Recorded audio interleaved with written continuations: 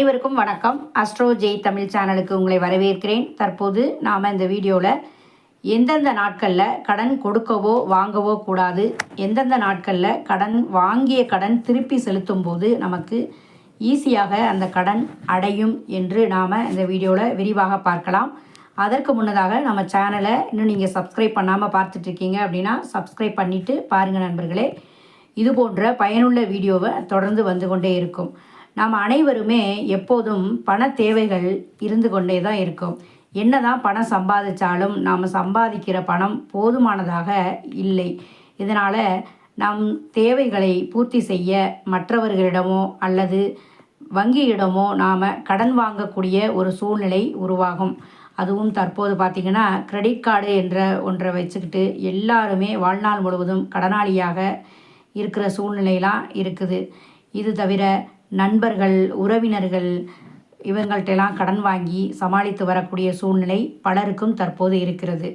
ஆனால் ஜோதிடத்தின் அடிப்படையில் ஒருவர்கிட்ட கடன் வாங்குறதா இருக்கட்டும் அல்லது கடன் கொடுக்கறதா இருக்கட்டும், அதை சில தவறான நாட்களில் செய்தோம் அப்படின்னா அதன் விளைவாக நாம் கொடுத்த பணம் திரும்ப கிடைக்காது மற்றும் வாங்கிய பணத்தை திருப்ப செலுத்த முடியாமல் நாம் அவதியில் இருக்க வேண்டிய சூழ்நிலை வரும்.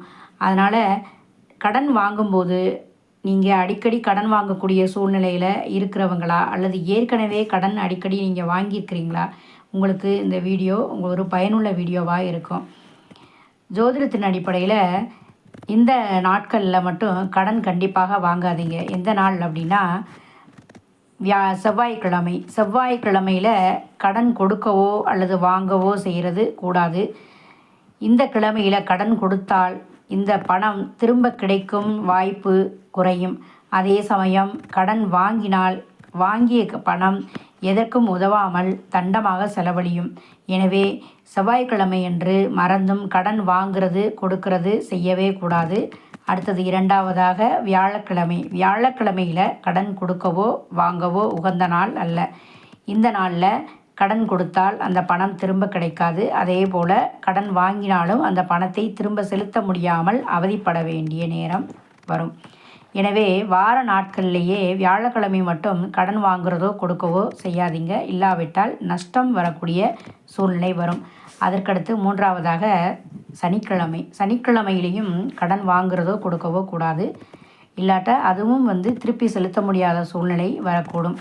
ஜோதிடத்தின்படி சனிக்கிழமையில் கடன் கொடுத்தா அந்த பணம் திரும்ப வராது. மறுபுறம் கடன் வாங்கினால் அந்த பணத்தை திரும்ப செலுத்தவே முடியாது. எனவே இந்த நாளில் பணத்தை யாரிடமும் வாங்கவோ கொடுக்கவோ செய்யாதீங்க. சரி, எந்த நாளில் பணத்தை கடன் கொடுக்கலாம் மற்றும் வாங்கலாம் அப்படின்னு பார்த்தா, உங்களுக்கு பண தேவை இருந்து கடன் வாங்குவதாக நீங்கள் ஒரு சூழ்நிலைக்கு வந்தீங்க அப்படின்னா அந்த பணத்தை திங்கள், புதன், வெள்ளி மற்றும் ஞாயிற்றுக்கிழமைகளில் செய்யலாம். அதே சமயத்தில் திரும்பி கொடுக்கறதுனாலும் இந்த நாட்களில் செய்கிறது நல்லது. இது நம்ம பண நிலையில், அதாவது நிதி நிலையில் நல்ல முன்னேற்றம் ஏற்படக்கூடிய சூழ்நிலை வரும். அதே போல் எவ்வளவு நெருங்கிய நபராக இருந்தாலும் உறவினராக இருந்தாலும் அமாவாசை நாட்களில் கடன் கொடுக்கவோ வாங்கவோ கூடாது. இல்லாவிட்டால் அச்செயலில் வாழ்நாள் முழுவதும் பண பிரச்சனையில் நீங்கள் சிக்கக்கூடிய சூழ்நிலை வரும். அதனால் அமாவாசை நாட்களில் பண பரிவர்த்தனை என்பது கூடாது. அடுத்தது மாலை வேளையில் சூரியன் மறைந்த பிறகு எந்த காரணம் கொண்டும் வீட்டிலிருந்து மற்றவருக்கு பணத்தை கடனாக கொடுப்பதையோ அல்லது கடன் வாங்குவதையோ செய்யக்கூடாது. அப்படி செய்தால் கடன் இன்னும் அதிகமாவதோடு கையில் பணம் சேரவே சேராது. மாலை வேளையில் பணத்தை மட்டுமின்றி அந்த காலத்தில் நம்ம முன்னோர்கள் சொல்கிறது போல் பால், தயிர், எண்ணெய், உப்பு இது போன்ற பொருட்களையும் மற்றவருக்கு கொடுக்கக்கூடாது. ஆகவே இதுதான் நண்பர்களே, இது போன்ற பயனுள்ள வீடியோ பார்க்குறதுக்கு நம்ம சேனலை சப்ஸ்கிரைப் பண்ணிக்கிறங்க. இது யாருக்கு உதவிகரமாக இருக்குமோ உங்கள் நண்பருக்கு, உறவினருக்கு நீங்கள் இந்த வீடியோவை ஷேர் பண்ணுங்கள். மீண்டும் இன்னும் ஒரு பதிவில் சந்திப்போம்.